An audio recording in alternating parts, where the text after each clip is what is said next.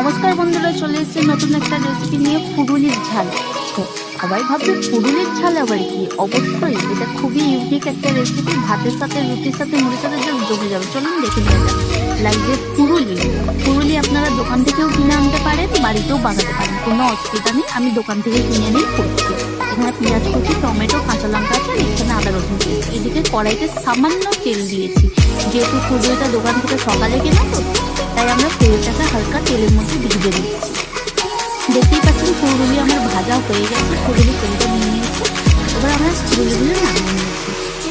আপনারা চাইলে ফুলগুলি বাড়িতে বানিয়েও করতে পারেন, বাড়িতে যদি বানান তাহলে আর তেলে ভাজতে হবে না, ডাইরেক্ট কেটে নেবেন।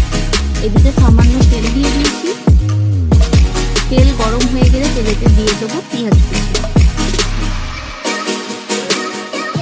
পেঁয়াজ কুচি হালকা ভাজা ভাজা হয়ে এলে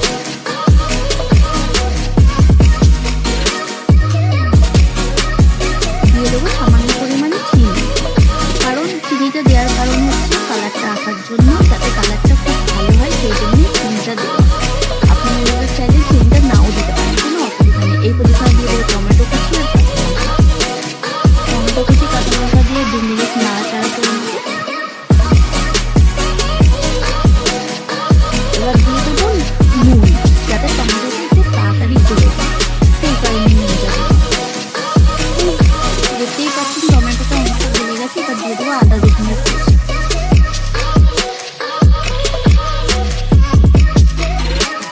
দিয়ে ভালো করে কষে দেবো, যতক্ষণ না আদার থেকে কাঁচা গন্ধটা যাচ্ছে। দেখতেই পাচ্ছেন ভালোভাবে কষা হয়ে গেছে, সাইড দিয়ে তেলও বেরিয়ে এসছে। এবার দিয়ে দেবো রেগুলার মশলা।